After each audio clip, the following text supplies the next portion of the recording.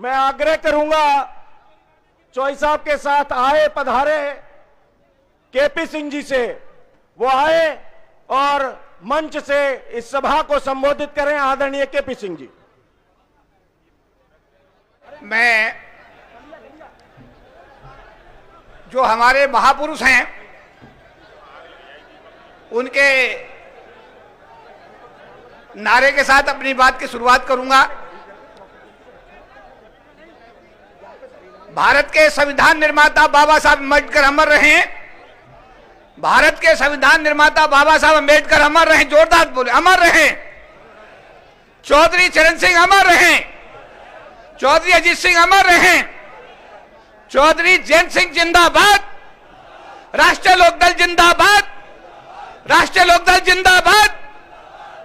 हमारी उत्तर प्रदेश की जनता जिंदाबाद और आगरा की जनता जिंदाबाद। मैं सरकार की नौकरी में था, एक अधिकारी था और देश के गरीब तबके के लिए, अनुसूचित जाति, जनजाति, ओबीसी, माइनॉरिटीज, इस वर्ग के लिए दिन रात काम करता था। मेरे बहुत सारे संबोधन पूरे देश और दुनिया में हुए, लेकिन राजनीति में आने के बाद ये मेरा पहला संबोधन है और मेरा सौभाग्य देखिएगा कि बाबा साहब अम्बेडकर की कार्यस्थली आगरा से मेरा एक पहला राजनीतिक संबोधन हो रहा है। मैं आप सबका अभिनंदन करता हूं, आप सबका आशीर्वाद की उम्मीद करता हूं, आप सबका धन्यवाद करता हूं। मैं हाथरस की घटना की वीडियो देख रहा था। मैंने देखा कि माननीय जयंत चौधरी जी की पुलिस वाले पिटाई कर रहे हैं। घटना थी हाथरस में एक दलित समाज की बेटी के साथ रेप और उसके बाद उसकी हत्या करके रातों रात उसको पुलिस अधिकारियों की देखरेख में जला दिया गया। तो मुझे बड़ा प्रभावित हुआ। मैंने कहा मैं चौधरी जयंत सिंह जी से जरूर मिलूंगा और मुझे मिलने का सौभाग्य मिला। करीब 3 महीने पहले मैं मिला तो मैंने देखा कि कितने सौम्य व्यक्तित्व के स्वामी हैं, कितने। मैंने कहा बाबा साहब अम्बेडकर के बारे में जब बात हुई तो उन्होंने कहा बाबा साहब अम्बेडकर ने भारत का संविधान दिया, हम सब लोगों को इस देश के अंदर ऐसी व्यवस्थाएं दी। और जब उनका मैंने विचार सुना, समानता का, समता का, भाईचारे का, सबको साथ लेके चलने का, सबको सम्मान देने का, तो मैंने निर्णय किया कि सरकार की नौकरी बहुत हो गई। अब मैं नौकरी से इस्तीफा दे करके माननीय चौधरी जयंत सिंह जी के नेतृत्व में राष्ट्रीय लोकदल के साथ मिलकर पूरे देश में राष्ट्रीय लोकदल का झंडा फहराने का काम करूंगा। मैंने आकर के इस्तीफा दिया नौकरी से। सरकार के नियम होते हैं, 3 महीने का समय उसमें होता है वीआरएस का। मेरा सौभाग्य रहा कि 14 अक्टूबर 2021 को, जिस दिन बाबा साहब डॉक्टर भीमराव अंबेडकर ने नागपुर की धरती पर 5 लाख लोगों के साथ बौद्ध धर्म स्वीकार किया था, भारत की सरकार ने मेरा इस्तीफा भी 14 अक्टूबर 2021 को स्वीकार किया।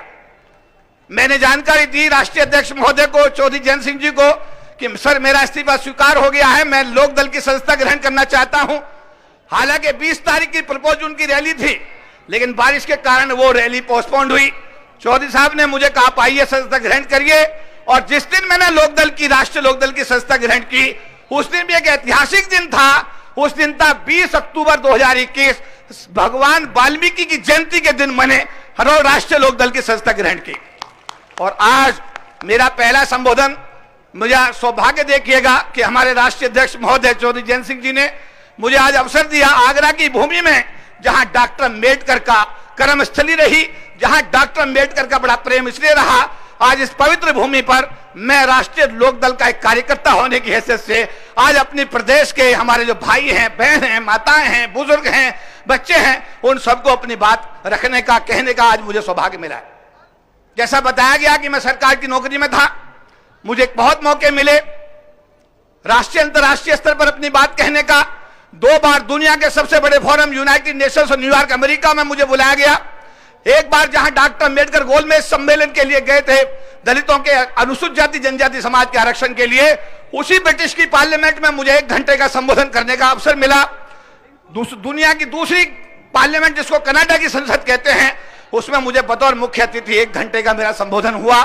दुनिया के कोने कोने में, चाहे स्कॉटलैंड रहा हो, चाहे आपका वैंकूवर कनाडा रहा हो, चाहे लंदन रहा हो, चाहे न्यूयॉर्क रहा हो, वाशिंगटन रहा हो, देश के कोने कोने में, दुनिया के कोने कोने में जाने का मुझे अवसर मिला और अपनी बात को कहने का मौका मिला, क्योंकि मैं अनुसूचित जाति समाज से आता हूं, उत्तर प्रदेश का रहने वाला हूं। मेरा गांव बुलंदशहर है, वेरा फिरोजपुर वेरा शाना का मैं रहने वाला हूं। मैंने वहीं से बीएससी किया, चौधरी चरण सिंह विश्वविद्यालय से मैंने मास्टर्स की डिग्री हासिल की मेरठ से। उसके बाद में मैंने 84 में नौकरी ज्वाइन की और नौकरी में मुझे अनुसूचित जाति जनजाति समाज के जो संगठन है उनका राष्ट्रीय प्रधान महासचिव, 40 लाख लोगों का एक परिवार है, पूरे देश में फैला हुआ है। हर विभाग का, स्टेट बैंक भी, रेलवे भी, जीआईसी भी, एलआईसी भी, पूरे देश के जितने भी सरकारी महकमे हैं उनके जो अनुसूचित जाति जनजाति समाज के, बुद्धिस्ट समाज के कर्मचारी अधिकारी, मोदी साहब को मैंने देखा एक दलित समाज की बेटी को न्याय दिलाने के लिए पिटते हुए, तो मैंने तय किया कि मैं अब राष्ट्रीय लोकदल ज्वाइन करूंगा। जो चौधरी जयंत सिंह के नेतृत्व में देश के कोने कोने में जाऊंगा। राष्ट्रीय लोकदल की पूरे देश के अंदर हम लोग प्रदेश कमेटियां, जिला स्तरीय कमेटियां बनाएंगे और सबसे बड़ी चुनौती हमारे सामने उत्तर प्रदेश में अब सरकार बनाने की है। आपने देखा गोरखपुर में क्या हुआ, किसान हमारा साल से साल दिल्ली के दरवाजे पर बैठा हुआ है। 1 साल का समय होने जा रहा है, सरकार में कोई सुनवाई नहीं हो रही है। और मैं कहना चाहता हूं कि मैं एससी समाज से आता हूं, किसान और मजदूर का जो रिश्ता है वो ऐसा रिश्ता है कि किसान की खेत में मजदूर काम करता है, उसका परिवार पलता है। अगर किसान की जमीन ही चली जाएगी तो इसका सबसे बड़ा नुकसान इस देश के मजदूरों का होगा, अनुसूचित जाति के लोगों को होगा, जनजाति के लोगों को होगा। इसलिए गठबंधन को इतना मजबूत करना है, इतना मजबूत करना है किसान और मजदूर के गठबंधन को कि चौधरी जयंत सिंह जी के नेतृत्व में 2022 में आपको सरकार बनानी है। हाथरस रिपीट नहीं होगा, आपका गोरखपुर रिपीट नहीं होगा, आपका लखीमपुर रिपीट नहीं होगा।